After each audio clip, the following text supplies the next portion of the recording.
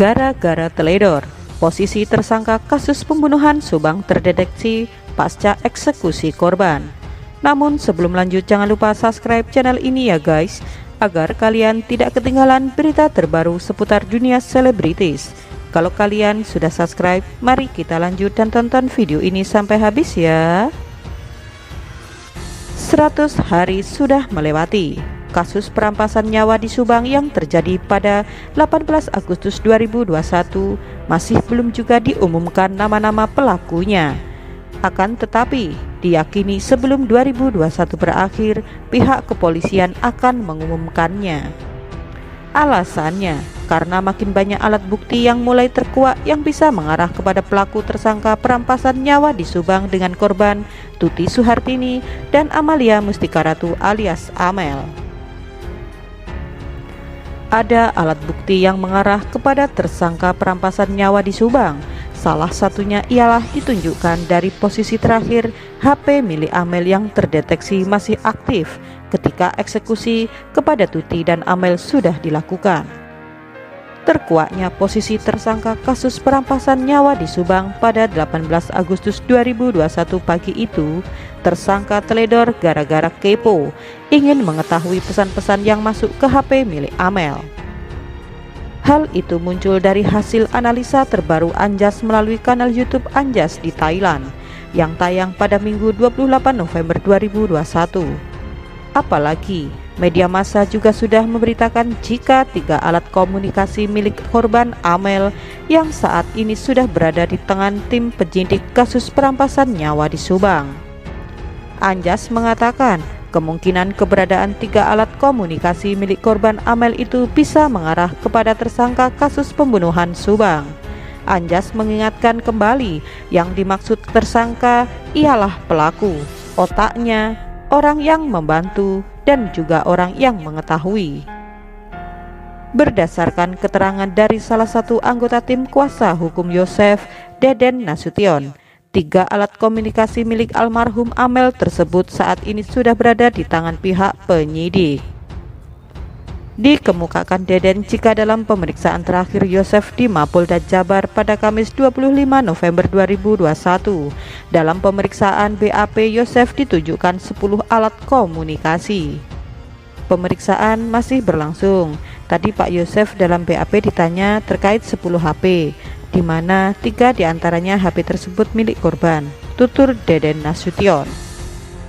Diketahui sebelumnya, dalam keterangan Yoris yang juga anak dan kakak dari korban perampasan nyawa di Subang, ia mengatakan jika dalam kasus tersebut 3 HP milik Amel hilang, yakni iPhone 11, iPad, dan Samsung M12.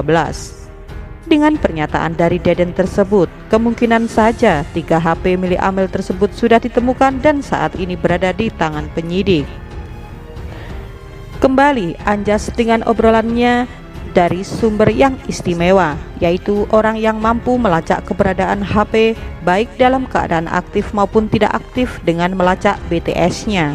Dari hasil pelacakan sumber yang istimewa itu, terakhir HP Samsung M12 aktif pada tanggal 18 Agustus 2021 pada pukul 7.38 waktu Indonesia Barat, atau beberapa jam setelah eksekusi perampasan nyawa di Subang dilakukan.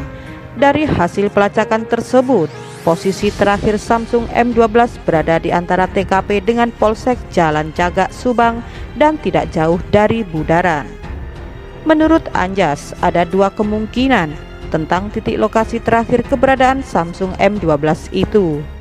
Jam 7.15 waktu Indonesia Barat, Pak Yosef tiba di TKP. Ada 2 kemungkinan HP dibawa Pak Yosef atau Pak Yosef saat itu melewati titik koordinat HP tersebut yang berada di antara TKP dan Polsek Jalan Cagak, ujar Anjas. Titik koordinat terlacak setelah HP dihidupkan sebab ada pesan dari operator yang ditujukan kepada Amel. Apakah pelaku yang pegang HP meninggalkan di situ untuk framing seseorang? Tapi menurut aku dia sebagian dari orang yang terlibat, ujarnya. Mungkin si pemegang HP kepo, ingin tahu soal pesan yang masuk, kemudian buka HP, jadi posisi HP terlacak, ternyata keteledoran, papar Anjas.